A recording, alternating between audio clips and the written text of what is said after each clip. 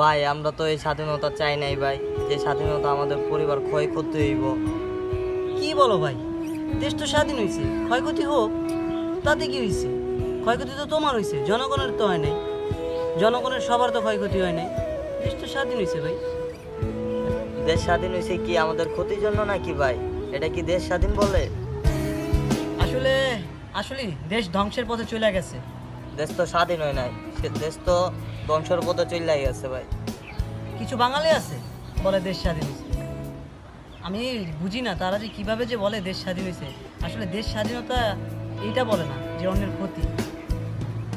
তো হাই জনগণবাসী, আপনাদেরকে উদ্দেশ্যে কিছু কথা বলি ভাই, এটাকে দেশ স্বাধীন বলে না ভাই।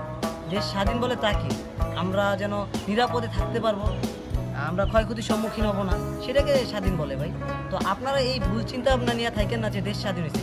আসলে দেশ স্বাধীন করা এত সহজ না ভাই।